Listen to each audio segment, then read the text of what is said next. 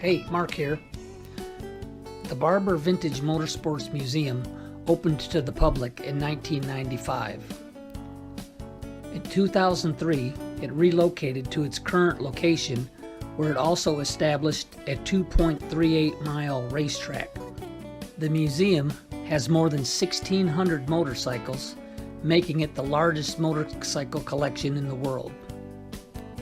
There are approximately 1,000 motorcycles on display at any given time. The museum also has a large collection of race cars and street cars.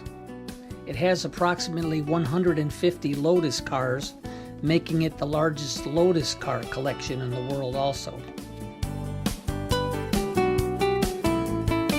My wife wanted to put a pin in the map marking where we were visiting from in Tennessee.